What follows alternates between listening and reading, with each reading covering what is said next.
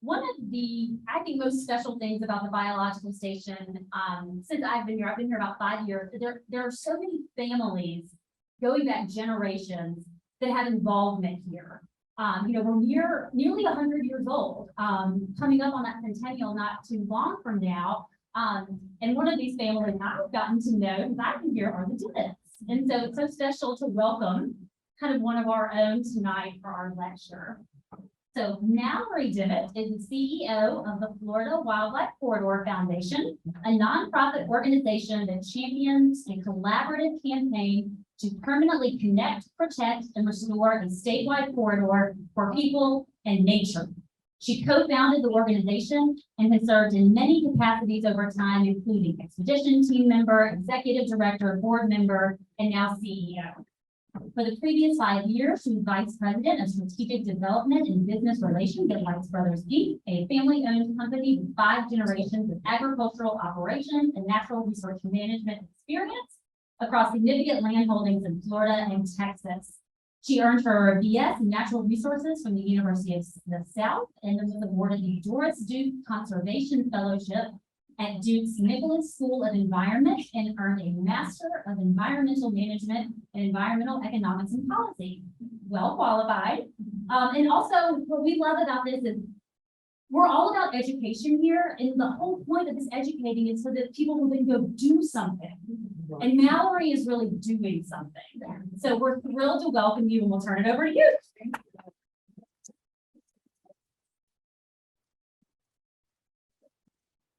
Okay, let me make sure that Mike, is that working in the back? Can you hear me? Wonderful. Well, thank you so much, Charlotte, and thank you to the whole team here, especially to the Novies for hosting the reception tonight and sponsoring this talk.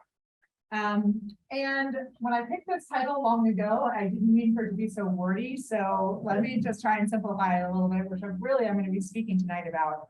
How do we keep the wild now and for the future?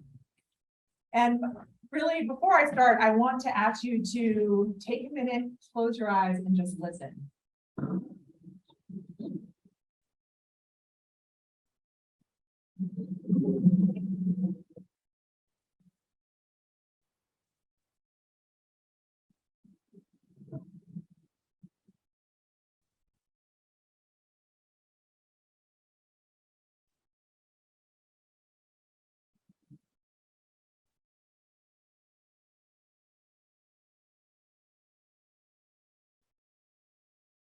So you've just experienced the sounds recorded from a wildlife underpass in Florida, where our friends at the FSTOP Foundation deploy and monitor a network of remote cameras and camera traps from crossings like this. This is a culvert where Reedy Creek flows under Interstate 4, just west of Orlando. And I'm going to talk to you a lot about Interstate 4 and I-40 tonight. I've actually paddled underneath this bridge and could similarly hear that traffic noise long before I could see the road. This human disturbance is frequent, persistent, and foreshadowing of encroaching growth and development. One of the greatest threats to wildlife populations and to native plant communities is habitat fragmentation.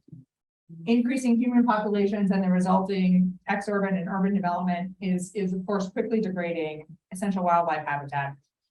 Florida's been growing at a rate of nearly 1,000 people a day for decades. And I know that you can all relate, no matter where you're from the changes you've seen in your lifetime. But I like to say that all hope is not lost. There is a movement now that is happening around the nation and around the globe for wildlife corridors, and a growing understanding of the importance of keeping them connected for the benefit of all species, humans included. So today I'd like to take you through an exploration of 4 benefits of wildlife corridors, and also touch on the many diverse contributors that it takes to achieve and connect conservation successfully. And exploration is exactly how my journey began about a decade ago, to physically immerse myself in, understand, and ultimately advocate for wildlife corridors. I've had the opportunity to trek more than 2,500 miles through wild Florida with these two, thanks to the support of a whole team, if not a whole team of people not pictured here, but instrumental to the success of these journeys. So on my left there, sorry, I'm just backwards thinking here. On my left is Carlton Ward Jr., a National Geographic photographer whose images you will see throughout this presentation tonight. And on the right, on my right there is Joe Guthrie, a wildlife biologist who's done a lot of bear research, which I'm going to talk about in just a minute. But this photo is proof from the end of our second 1,000-mile journey across Florida that even after 70 days in the field together, we're still friends. We still like each other. So in 2012, we journeyed 1,000 miles in 100 days from the Everglades, the southern tip of Florida, Florida Bay, to the Okefenokee Swamp, the second largest wilderness area in the eastern U.S., just across the Georgia border.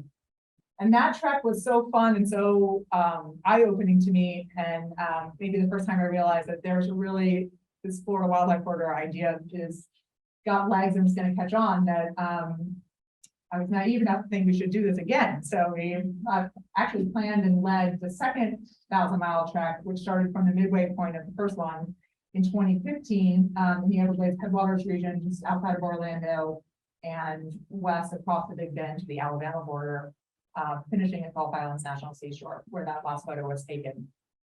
So we traveled on each of these expeditions by foot, by boat, kayak or paddleboard, or by bicycle, and horses. A little bit by horses, mostly self-powered, except for a little bit of horseback. And what I'd like to say is when you think about going out for a hike, in Florida, you're kind of moving through it, not over it. You're in it, you're wet the whole time. And so I like to say fully immersed. And since then, we've done a number of smaller treks. I'm going to show you a little bit about this 2019 expedition. The image that you just saw was from 2018 at that I-4 crossing. And so in all 3 of the 5 expeditions, I-4 has played a prominent role. And that most recent expedition in 2021 actually is the kind of first time that we've had a real transition from the original, we call ourselves the OG trekkers, to 3 teen trekkers who joined us in 2021 on a wonderful journey called Spring to Shore that we have a film out about now. And actually, I think on Monday, I'll be making an announcement about a virtual screening. So if you're interested in that, stay tuned in. You can see that great short film told through the eyes of 3 teen girls in their experiencing their own home waters. But so my talk today is shaped by these experiences. And these experiences, I think, outside of my family, have been the single greatest blessing in my life so far. You can learn more about each of these expeditions from our website, so floridawildlifecorridor.org. And really there, I encourage you to go check out our films, because we've developed films from each one. We've got also a number of great books and lots of media produced along the way. But today I want to focus really on the why behind these journeys. So these expeditions were inspired by this guy. Does anyone know what this print is of? Yeah, black bear. Yep, Florida black bear. This Florida bear in particular is named M34. It's not a real exciting name, but he was male number 34 in this study. And this is a picture of Joe putting a radio collar on this bear. And M34, I like to say, inspired these treks because he himself, he's a young male bear, who set out on a 500-mile journey, I think, to find his own home range. And you can see here, the sort of bigger extent on the left that he traveled from, most of South Central Florida, from the edge of Lake Okeechobee all the way up to I-4, where he wasn't able to get across, and then worked his way all the way back down to kind of not too far from where he started, looking for, a place for him to carry out his life. And so we thought if a bear can travel 500 miles in 2 months, moving, across all still mostly natural lands, we could do the same thing, and we could demonstrate the value of connected conservation from that perspective of moving through the landscape at bear speed. Maybe not always bear speed, sometimes crawling slower. So the other thing that inspired this trek, I think, was just some of these trends about the development of Florida that I mentioned. So there was a study that came out in 2010, right before we decided to undertake these treks, that looked at the existing pattern of development in the state, and then looked at 50 years later what it's projected to look like. So if we do that again, you can see just now a sea of red surrounding the green areas that Florida has really been a leader in, protected years ago many of these existing conservation lands that are the backbone of the Florida Wildlife Corridor, but they become almost islands entirely surrounded. by development if we continue to grow on this trend. And so that study has been updated since, we're in 2020, if we look 50 years forward to 2070. And, pictures only gotten a little bit worse, and we expect to have 33 million people in the state of Florida by 2070. And so you can see here, that trajectory of growth, but also the map on the right shows an alternative to our current growth trends. It accommodates the same amount of people and population growth, but concentrated in a way that can keep wild places connected and protect the green infrastructure that the state relies on. So we really felt like the Florida Wildlife Corridor vision can help shape Florida's future. Let me take a minute to explain what a wildlife corridor is. And at its simplest, a wildlife corridor is an area of habitat that provides passage for wildlife. It can be narrow, like in this photo. This is one of the narrowest places in the corridor, less than a quarter-mile wide at its pinch point. We call those bottlenecks. Or it can be miles wide, like the aerial photography is shown here from a flyover of the corridor. There's a whole suite of advantages to protecting hub areas and linkages that promote wildlife movement. But the major benefits of wildlife corridor protection can be broken down into 5 main points. The ability to safely reach food and water. I'm talking about main points for wildlife. The ability to reproduce, minimizing barriers to find a mate increases the likelihood of successfully producing offspring. The ability to adapt to natural and climate-related changes to the environment. The ability to avoid conflict with vehicles and to avoid conflict with people. Adequate corridors are likely to minimize wildlife encroachment into human-dominated areas. Wildlife corridors are also about more than passage, however, and they have benefits actually far beyond wildlife. So we'd like to talk about the Florida Wildlife Corridor because we can't fit all of the names of the things that it encompasses in one title, and everyone agrees upon and really likes wildlife, but I want to talk to you about the other processes that are supported as well. So it's really about ecological connectivity, which is the unimpeded movement of species and the flow of natural processes that sustain life on Earth.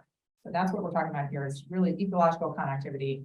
This definition has been endorsed by the Convention on Migratory Species, and it underlines the urgency of protecting connectivity and its various elements, including dispersal, seasonal migration, fluvial processes, and just the connectivity that's inherent in large wild areas. And I picked this image just because, this is a wetland in Florida, a low energy delta area, but it's meant to convey just the complexity of ecological connectivity via a web of connections that are branching like each of these tributaries and layered. And ecological connectivity has been growing in awareness in legislative action, I'm pleased to report. And Florida is a leader in this. When I say that, I have to stop and say, there's not that many times I get to say Florida is a leader in things. So for this, I'll just really make that point, that along with 8 other states who have passed legislation recognizing corridors and ecological connectivity. And it's still, we're 1 year past or celebrating the anniversary of the protection called the Florida Wildlife Corridor Act, which passed the Florida State Legislature with unanimous bipartisan support. So I'll also have to always repeat that, unanimous bipartisan support, which is more and more rare. It was signed into law by our governor, and at the same time, along with the state budget, that included $400 million in funding for state land and water protection programs.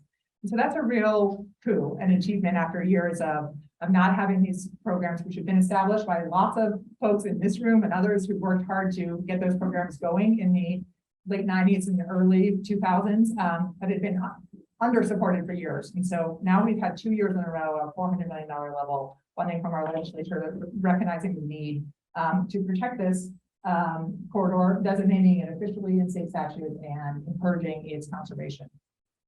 So one of the reasons we need to keep telling the story of the benefits of these connected landscapes is that sometimes they're hidden in plain sight. I like to say that about the Florida Wildlife Corridor. People come to Florida or think of Florida for its beaches, for Disney World, for maybe other less positive things, and but can overlook this sort of wild thread that is still exists statewide. So one of the biggest benefits of corridors is resiliency. And I think this statement right here just shows how much that networks are more resilient than isolated patches. And so whatever comes in the future, we're better equipped to handle it if we've got connectivity through protected networks rather than isolated patches of conservation.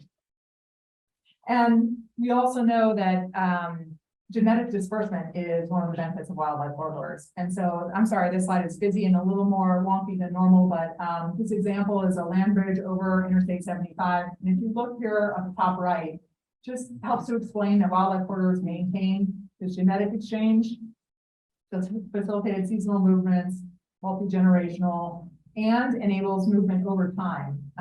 And then there's a good definition of what these movements look like. You know, we call them, it's like you're in your car, your commuters, your daily movement, your seasonal movement, or, you know, one-time dispersal events like that black bear moving out to look for his home range. And also, when we're talking about genetics, here's what success looks like. Just even that one unrelated successful breeding individual per generation can be enough to counter genetic drift. And so, you know, the ability to have that connection, that interspersing of genetic material is obviously incredibly important. And there's so much we don't even know yet about genetics. We want to keep that function going for the future. And then also, you know, safe passage is important in a benefit that we don't think about often, but it can reduce mortality from collision. And according to the Pew Research Center, there's an estimated 1 to 2 million crashes between motor vehicles and large animals that occurs every year in the U.S. Causes 200 human deaths and 26,000 injuries. And that's at a cost of $8 billion in property damage and other costs. So, for example, in North Carolina, 1 in 75 vehicle collisions involves wildlife. And with approximately 28,000 vehicles per day, the Pigeon River Gorge has seen an increase of 43% in the average annual daily traffic since 2002. So this is a picture of the Pigeon Gorge. But there's also a lot of work happening here to add a whole network of wildlife safe passage. So one of the most cost-effective solutions to preventing this wildlife vehicle collisions and protecting or restoring connectivity is wildlife crossings. And you can see here, this is a double tunnel land bridge that goes over the interstate here. One of the most common forms of wildlife crossings are bridges and overpasses. There's also tunnels, viaducts, culverts. And these kind of features are increasingly important and included now in highway planning and road improvement schemes. They can greatly reduce collisions and provide a safe corridor and keep habitats connected, and in some cases reconnect those habitats, like the example we have in I-4. Here's just a map of that. There's a number of crossings planned in this whole corridor, and you can see the connection between the park and, of course, elk habitat that people go to see, and that's that double tunnel bridge that we were just looking at. So here's just a couple of examples of those kinds of crossings and wildlife using them. And the risk reward that wildlife have to face every day as going to places within their range. So taking us now to I-4, which you can compare to I-40, but this has been a divide in the area's biodiversity for more than 50 years since this interstate was connected. And it actually looks really green here, but this is the last swath of green between Tampa and Orlando, if you've been at I-4 anytime recently. And it's not that wide, but what is necessary for the green areas before our transportation will invest in infrastructures like this and wildlife underpasses is to have what's going to be lasting habitat on both sides. This is an area that's a state wildlife management area, so it is worthy of a project we've been advocating for years, and it's now being installed. And very exciting to see here. So here's a view of it kind of from this way. Again, in places where you have topography that can support it, people do bridges over, but in Florida we go under, right? So, and the real cost, bridges aren't that expensive to construct, but the cost of the fill to lift the road over it is the biggest cost. And I got to visit this crossing in a couple of times this year, but this time was with White House Council on Environmental Quality Chair Brenda Mallory, who's pictured here just next to me, who toured this construction site right before announcing the $1 billion America the Beautiful Challenge by the federal government to support and accelerate locally led conservation and restoration projects just like this one. So when this crossing is complete, both woodland species and amphibians will have greater opportunity to carry on their genetic legacy and diversify lineage. And that's because there's a shelf going on this side that will be, terrestrial crossing, but you can't see it off to the right here. They're actually making an aquatic crossing to connect the wetlands that are also on both sides of the road. So, and they're thinking about, amphibians and mammals and everything in between. So it's not just about wildlife. There's also, as I said, pollination and seed disbursement, which is not just a job for the birds and the bees, but plants that depend on animals for dispersal have seeds that are adapted to either traveling on or inside animals. And as we know, we call them hitchhikers, but there are seeds that either can be transported internally or hitch a ride onto the fur of wildlife. And so when the Department of Transportation leader of this project pictured in the last picture that he said, this will be the first time in 50 years that this bear population or these animals from this side will have seen the other side, but it's the same for those plants that require that kind of mode of connectivity. So let's see. For example, some animals open flowers for nectar, and in doing so, pollen sticks to their fur, and they transport those pollen grains to other flowers. And then larger animals, deer, domestic cows, even other things, transfer pollen that sticks to their fur to other plants, of course, as they graze. So it might help just, help you to know that improving ecosystems for focal species will actually improve, and sometimes we call them umbrella species, will improve ecosystems for all species. And that's a core concept in wildlife corridors and connectivity. And this map, I see got cut off a little bit, but I could stare at this map for a long time. It shows the migration of wildlife within these corridors, and is showing us how they're already seeking more habitable territories as we adapt to a changing climate.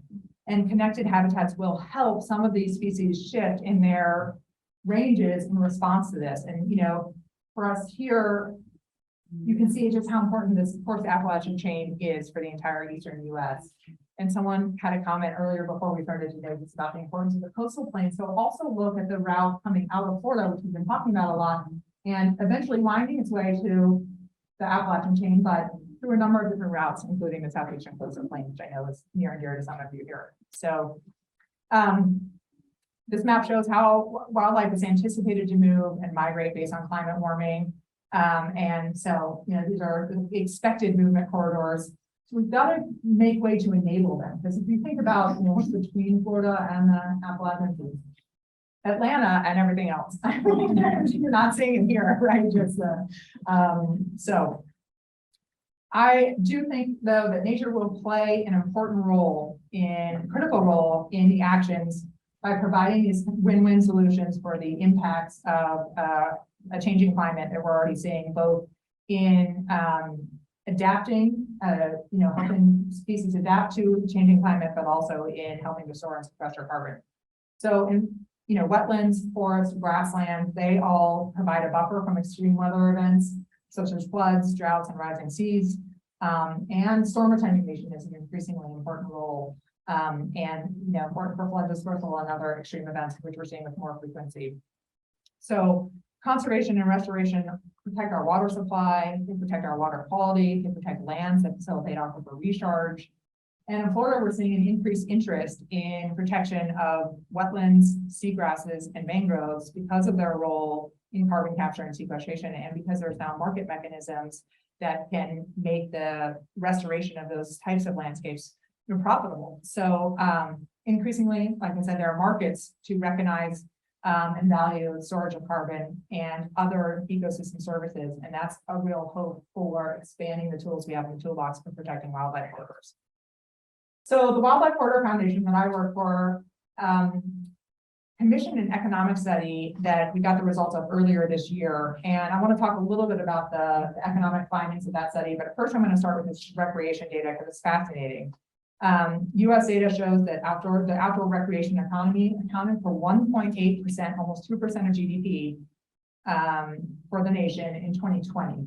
And that's a $300, almost $75 billion impact And in North Carolina, you can see that that's about 1.7% of the GDP in North Carolina.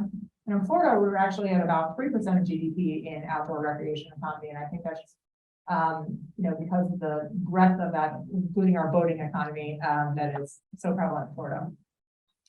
And so from that economic study, we learned a number of things that we can talk about the benefit of the Florida wildlife corridor in economic terms. So this is one of our, before I get into that, I'll just say this is a Florida grasshopper sparrow, the most endangered bird in all of North America, that relies on grasslands, which are few and far between and disappearing at a fast rate, but is hopefully going to be a success story in Florida. And this year has been a good year for grasshopper sparrows, and started to be reintroduced into the wild after a captive breeding program. So what we learned from that study is that the corridor supports conservatively 114,000 jobs, directly and indirectly from the economic sectors that are involved in the corridor and the various land uses. And when you roll the economic benefit up, it amounts to $30 billion in annual economic value. And again, that's conservative because science isn't all the way there to value all of the ecosystem services, but when we do look at the direct and indirect economic value from recreation, tourism, agriculture, ranching, forestry, defense industry, and mining, we're talking about a $30 billion annual economic contribution. And when we include the value from those environmental benefits that renew annually, we get to that total number. What we also looked at is using those market mechanisms and traditional conservation to model out the least cost path to protecting the wildlife corridor. And it's a huge public investment. It's going to be on the order of, $4+ billion, no matter how you do it, to protect the Florida wildlife corridor. But when you look at the annual economic benefit, you realize there's a 6x return on investment in the protection of the corridor. And so that's been a really helpful way to be thinking about that value over time and preserving the annual economic benefits that flow from it by not precluding those opportunities for the future. So one thing we also learned from this economic study is that protecting the values of the corridor is urgent. And we've been talking about that with the growth, so maybe that was apparent, but it's helped us demonstrate the need for a paradigm shift in the conservation culture and focusing on the areas where we do land and water conservation. So if you look at this left on the vertical axis here, you can see the priority layers that make up the Florida wildlife corridor. They're ranked in priority 1, 2, and 3 based on their ecological value. And then on the bottom axis, you can see the risk of conversion and projected, what's projected in this decade by the end of 2030, or at lower and lesser timeframes. And so it's highlighted for us that everything in the darker colors here is the horizon that we need to be focusing on for land conservation now before it's gone.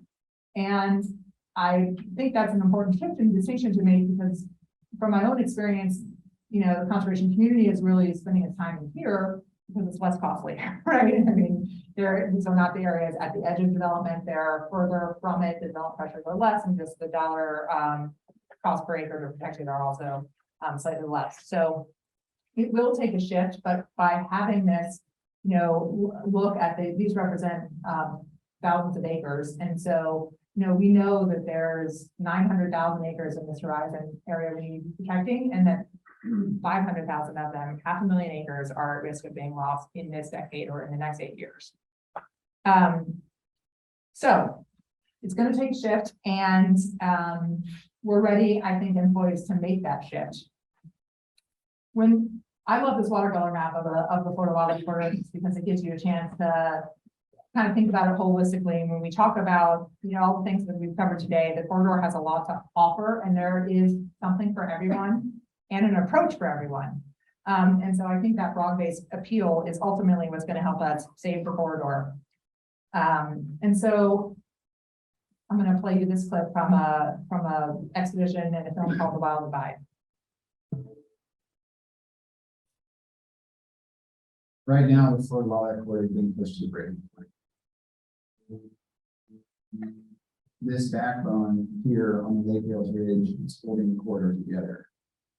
Our challenge is to keep that backbone of the state connected and whole It's kind of a race against time. I've never had a cause to fight for that was this big. That's a little teaser. I couldn't play the whole 15 minutes for you, but you can find it on the website. And I want to talk about that last statement about a challenge this big. So we know the Florida wildlife corridor is an 18 million acre opportunity, or a large percentage of Florida's land mass, which is about 35 million acres. So 10 million acres of that is already in some sort of conservation status. And the remaining 8 million acres, like I said, it's going to take all kinds of approaches in order to protect it because it has a wide variety of uses. It's mostly working lands in some sort of farm, ranch, or forest. And we know that there's changing market pressures. You know, this is a picture of citrus harvest. The citrus industry in Florida has been devastated in the last decade. And citrus lands are for sale at an alarming rate and quickly turning to rooftops. So there's family dynamics, there's all kinds of dynamics in the drivers. You know, agriculture is one of the biggest drivers and one of the things we need to be working most closely with. But also access to recreation lands and tourism, as we talked about a little bit. National parks alone provide, you know, over 20,000 jobs, thousands of miles of trails in the US, and habitat for more than 600 threatened and endangered species. This is a picture from Great Smoky Mountains National Park, not too far from here, which you probably know is America's most visited national park. And it has 14 million visitors annually. And in Florida, Everglades National Park at a southern end protects more than 25% of the original wetlands of the state in this one national park alone. And so, you know, we know that we need to keep the connection from the Everglades available to the rest of the state, or we'll risk losing the only Everglades in the world, the functional connectivity, like I said, to the rest of the wildlife corridor. But there are so many actions and activities happening that are positive. And I started out with hope, and I want to come back to that. So, you know, there's the hunting and angling community, other outdoorsmen and women who are advocates for protecting land and natural resources. Sportsmen's organizations are active in advocating for the protection of the habitat. Private landowners play a big role in corridor conservation by managing their own lands in ways that are compatible with the wildlife and thinking through future generations and the use of those lands. There are numerous landowner assistance programs to help private landowners continue to manage their land to benefit wildlife habitat and to restore wildlife habitat in places where that's been degraded. And you can see just the kind of overlapping network here of communities that are necessary to achieve this conservation picture. And so it can get messy to try and work all together all the time, but without any one of these, you know, the prospect of the wildlife corridor won't succeed. So, like I said, it involves federal and state government, local governments, local land use decisions, NGOs, the conservation community, agriculture, tribes, tribal participation. I'd like to share a clip with you from our most recent Florida Wildlife Corridor Summit. And this is of Betty Osceola, a Native American Everglades educator and conservationist, who's a member of the Miccosukee tribe from the Panther Clan and has a unique perspective to share from her ecotourism business as an operator, airboat operator on the Tamiami Trail. When you made the statement, it always stayed with me, is that economy that society has strayed so far from the original definition. Economy, the original definition is taking care of home. And I think this is what the Florida Wildlife Corridor tries to do, is take care of home. Because Florida's economy is, as an airboat tour operator, and also an advocate for my tribe's right to exist in the natural landscape, is to understand that everywhere else across the world, a lot of people have lost their natural landscapes. And being in tourism, ecotourism, you see all those individuals flock to Florida because the United States still has a lot of places where you can see natural landscapes and the wildlife and plant life of those natural landscapes. And they always tell us, continue to protect what you have, because you've lost it and you have to come to me to see it. And unfortunately, when we saw our own backyard, We forget that. But the indigenous people, I can't speak for all indigenous people, but we're always reminded to thank creation every day and be thankful for what you have. And it's very important for wildlife to have a place to exist. As Florida likes to say that we want to see the bear, we want to see the panther, we want to see the manatee, but we forget they have to have places to exist and to travel. And you study bears, you know that just like any other animal, they have their home range and they go, just like we take vacations, they go back to the other parts of their home range. We study alligators, you know, they go back to another area for mating season, and then they leave. They have to have that place to travel. And so those are things that we are taught, is to how to learn those skills of survival and life, is to be a student of nature. I love her perspective, and, you know, she also brought about that nationally in the U.S., tribal lands protect some of North America's most important remaining blocks of wildlife habitat, encompassing more than 100 million acres of land that's home to hundreds of native species. Another important landscape connection action that might not, or that probably a little bit lesser known, and but is gaining in importance, is the military communities surrounding military installations called Sentinel lands. And so this is a collaboration that involves, you know, multiple government agencies at the federal level and all the partners involved in protection of landscapes. So Sentinel landscapes, they leverage funding and actions to preserve the working and rural character of landscapes, which is usually the role of the United States Department of Agriculture. And those landscapes are important to conserving habitat and natural resources, which is the role of the Department of the Interior, and protecting vital military missions, which is the role of the Department of Defense. And so if we go now, you know, we're at the eastern end of I-40. The eastern North Carolina Sentinel landscape spans nearly 11 million acres across a 33 county region in North Carolina's coastal plain and sandhills. And it's home to 5 military installations and ranges here, including Fort Bragg, Camp Lejeune, and others that you can see on the map.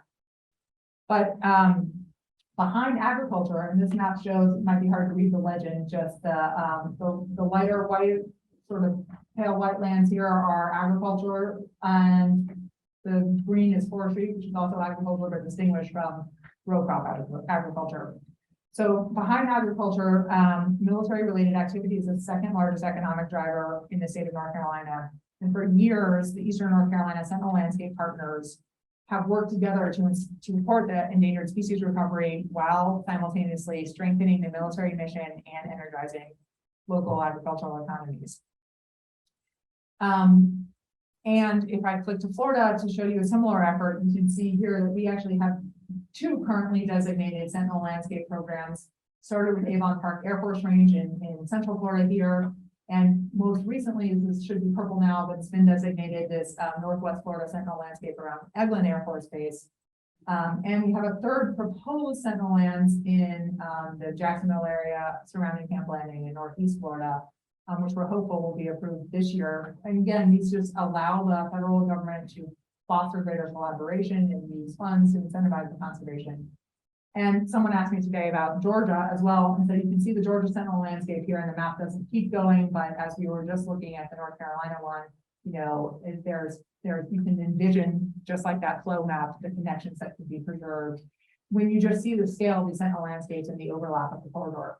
This doesn't show the whole corridor, it shows what's already protected, but from the earlier maps, you can envision the complete corridor and the importance of these Sentinel lands.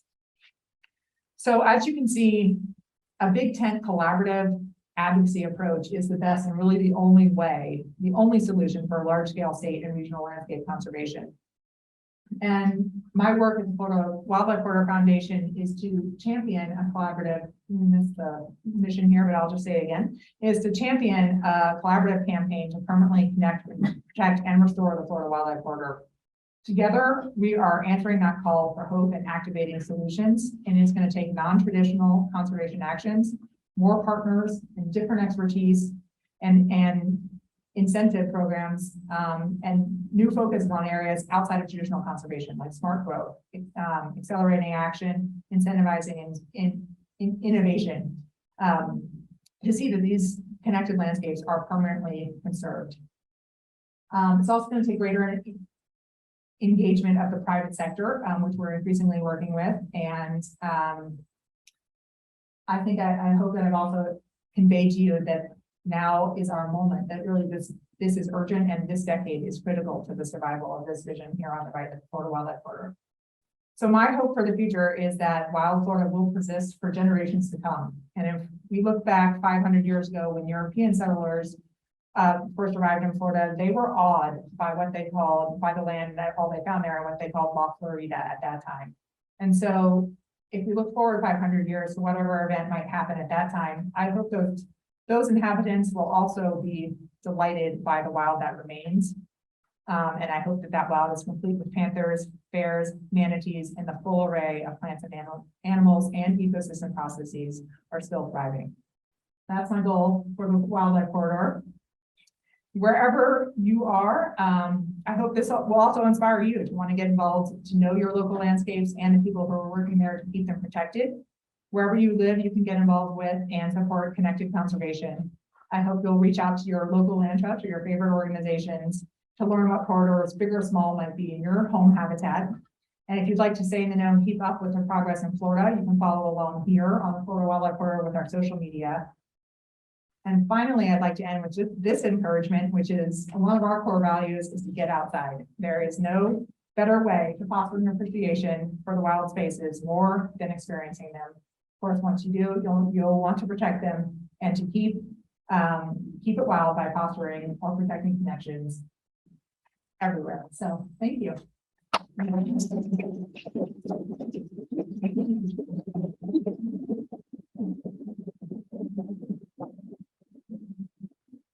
Any questions? Oh, Aaron in the back. Shocking. Louder.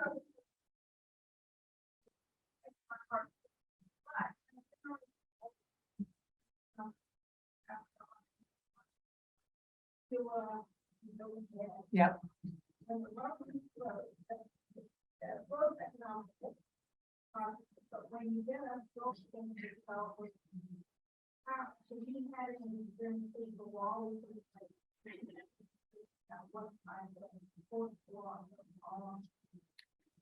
Yes, and I think that's a great question, and I hope everyone can hear it, but the question was, when you come up against development, have you had any experience since the law was passed, the Florida Wildlife Corridor Act, of how that goes? And I should say that the Florida Wildlife Corridor Act is not a regulatory, doesn't have regulatory teeth, and it's not ever intended to be a regulatory instrument. Instead, it's meant to encourage the conservation of the corridor by providing incentives for willing landowners to protect their lands. And by encouraging the business community and others to engage in that and ensuring the cooperation of all of our state agencies that are under the purview of that act. So the Florida Wildlife Corridor Foundation, you know, I get asked this a lot, and it's important to say that we're not anti-development, right? What we're doing, though, I think is raising awareness for that vision that the growth that is coming can be accommodated, but how we grow is essential to being able to protect the connectivity of the corridor for the future. And so I know that's challenging in individual small places, and I think the role that we're playing is to try and pull up to that larger perspective at the state and regional scale to make sure that connectivity is never severed and lost, and that the corridor can stay viable for the future. It doesn't mean that every area in the opportunity area will stay, you know, as is. We're going to lose places within the corridor to, you know, change in land use and development or whatever that next use will be. But it's going to take a tremendous amount of effort, and I hope that came through just to ensure that we're not losing any single thread or any final thread to ensure the connectivity of the whole and that the viability remains across the area. So I don't know if there's a similar, you know, regional approach that makes sense sort of where you are in the answer to that question, but that's the cooperation where they're trying to work on at the regional planning level.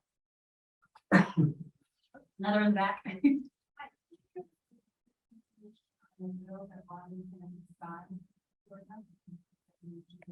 Yes, so that's the Florida Wildlife Corridor Act of 2021 that we were just talking about, that incentivizes conservation and encourages the implores all the state agencies to work together to advance the goals of the wildlife corridor. So what it does really is recognize the boundaries of the Florida wildlife corridor in state statute, and it names this region. But it does not prevent any specific place, from being developed. It's language to encourage and incentivize its conservation. Yeah. Well, so the Everglades, it's a good question because they're varying, the challenges to the Everglades come from further afield, if you will. So our biggest challenge to the Everglades now, given that there's a lot of land protection already in Everglades National Park, Big Cypress, and surrounding properties, including a lot of water management areas that are called STAs, these treatment areas. All told, the Southern Everglades is largely protected. And what we're trying to work on now is an increasing focus in the Everglades headwaters region or the Northern Everglades to protect where the source of this water starts, which begins just south of Orlando, and the entire watershed along its path, which is far less protected. And so I think there are a lot of programs now that are working both with the private landowners in the region to look at, water programs, land protection, and to really prioritize Everglades headwaters. Well, thanks. So Mallory's gonna stick around for the reception. They'll all have a chance to talk to her and ask more questions. I have moved our reception to the front because the amphitheater is being a little bit of a temporary rainforest right now. But it's a little bit drier out front. So y'all please stick around. Thanks to the Milbys, you can have a lovely glass of wine and a snack, and you can meet Mallory and all these wonderful Florida people that came out to support her. We hope to see you back next week.